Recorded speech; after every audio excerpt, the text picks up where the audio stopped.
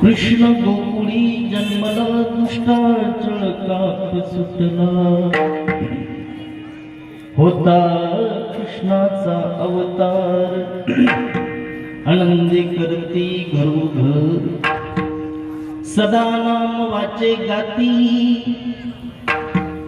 सदा नाम वाचे गाती प्रेमी आनंदे नाचती होता कृष्णाचा अवतार आनंदे करती घरोघर तुका मने हरती दोष तुका मने हरती दोष आनंदाने करती घोष होता कृष्णाचा अवतार आनंदी करती घरोघर स्टिक आहे स्टिक एक्स्ट्रा आहे पाहिजे पांडुरंगा करू प्रथम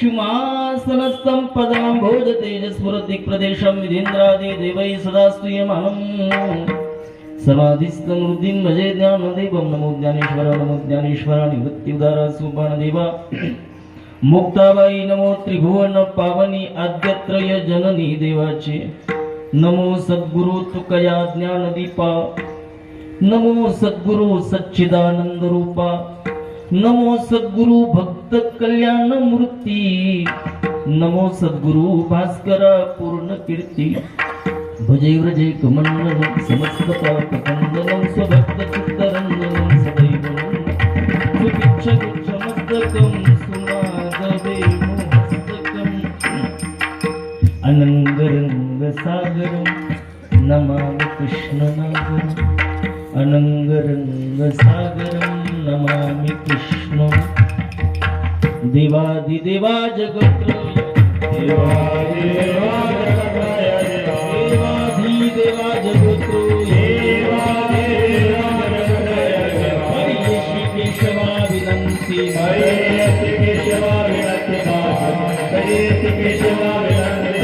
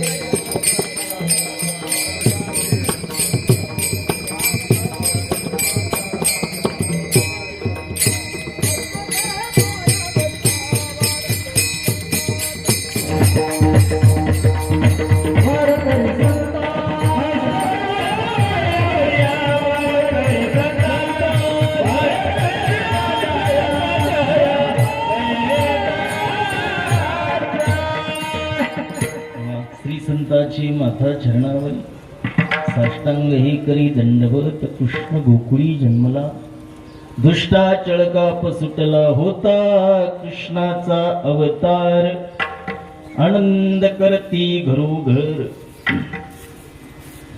प्रस्तुत प्राप्त स्थळी प्राप्त प्रसंगी या कुलश म्हणजे काल्याच्या कीर्तनासाठी निवडलेला अभंग दीनवत्सल दया शंभू करुणावंत वैराग्य मार्तंड श्री तुकोबाराय यांचा हा चार चरणी कालात्र प्रकरणातला अभंग आहे। या अभंगातून श्रीमंत श्री जगद्गुरु तुकोबाराय भगवान कृष्णाचं प्रगटीकरण झाल्याच्या नंतर असं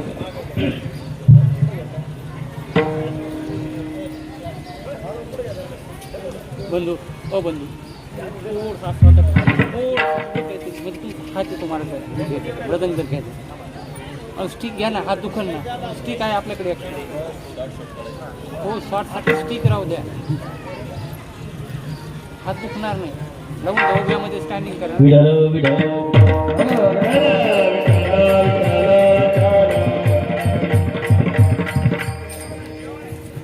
भगवान कृष्ण गोकुळामध्ये प्रगट झाल्याच्या नंतर त्याचा परिणाम कुठं कुठं काय आला. भगवान कृष्ण नंद बाबाच्या घरी प्रगट झाला, मग गोकुळामध्ये काय परिणाम आला, मथुरेमध्ये काय परिणाम आला. अर्थात ज्या देशवासियांनी भगवान कृष्णाशी आपलं जीवन कनेक्टेड केलं, जे कृष्ण चिंतनामध्ये बुडून गेले, त्यांच्या ठिकाणी काय परिणाम आहे. आणि जे भगवान कृष्णाचे विन्मुख आहे, वर्तमान परिस्थिती पाहिली तर लक्षात येईल. ज्या ज्या देशाने आपलं जीवन देवाशी जोडलं, काय ते देश कसे सध्या, त्यांची काय परिस्थिती. आणि इतर देशात बघा, कधी कोणावर बॉम्ब फुटल आणि कधी कोणाचा गेम होईल सांगता येतं कसं आहे. विठाल विठाल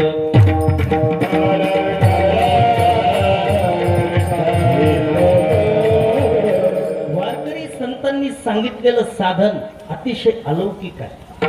इतकं सोपं आहे की आपल्याला रुचेल पचेल.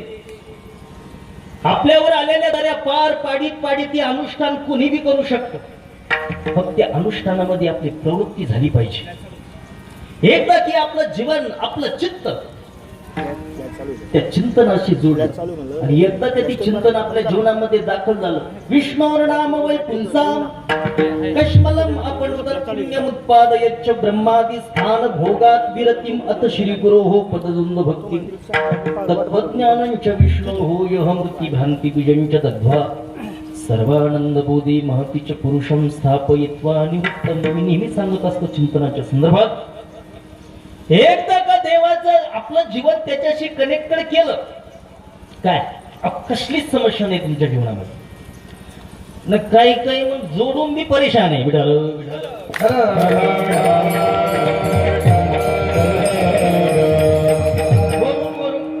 काय ज्यांनी आपलं चित्त देवाला समर्पित केलं, कसली बी समस्या असू द्या, कसलंही संकट असू द्या, हे चिंतन संकटावर संकट आणतं, दुःखावर दुःख आणणारं चिंतन आहे. म्हणून हे चिंतन त्या गोपिकांनी, त्या सर्व गोकुळवासियांनी आपलं जीवन भगवान कृष्णाशी जोडलं. आणि जोडल्याच्या नंतर होता कृष्णाचा अवतार आनंदी कर.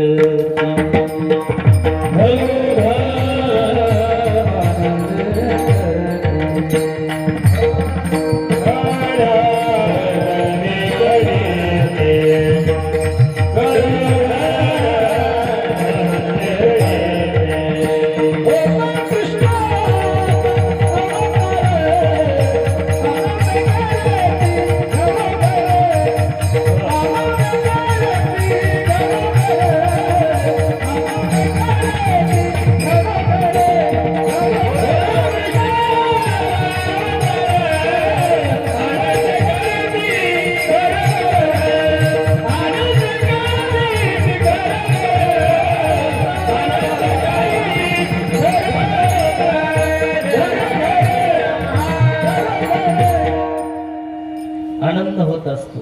आनंद कशात होत असतो? आनंद उत्सवात होत असतो. काय उत्सवामुळे आनंद होत असतो.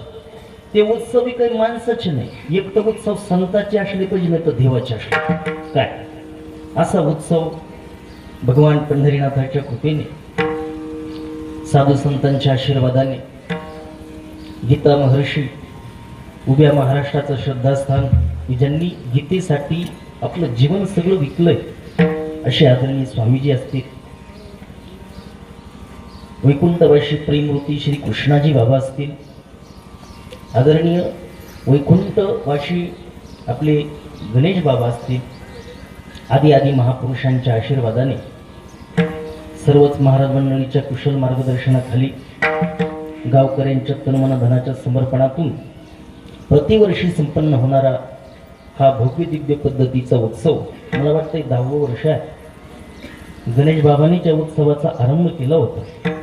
ज्या ज्या वेळेला या उत्सव आपल्या समोर येतो त्या त्या वेळेला त्यांची आठवण झाल्याशिवाय राहत नाही. अशा पद्धतीने गेल्या 7 दिवसापासून आपल्या सर्वांची तनमन धनाची सेवा आहे. कोणी अन्नदानाच्या माध्यमातून, कोणी श्रमदानाच्या माध्यमातून, कोणी आर्थिक रूपाने, तर कोणी कशाच्या माध्यमातून सेवा चालू आहे. आणि आज त्या सेवेचं फलस्वरूप म्हणजे काल्याचं कीर्तन असतं. काय काला भक्षण करून आपण आपलं अंतकरण पवित्र करून करण्याच्या माध्यमातून देवाशी जोडायचं असतं. अशा पद्धतीचे काल्याचं कीर्तन आहे. मृदंगावर विराजमान असणारे मृदंग भीष्म आमचे गणेश बाबा, त्यांच्यासाठी एकदा जोरदार टाळ्या झाल्या पाहिजे. आमचे ज्यांनी पहिली चाल गायली ते बी गणेश बाबा, त्यांच्यासाठी बी जोरदार टाळ्या झाल्या पाहिजे. त्यांना साथ करण्याचं काम गान गंधर्व आमचे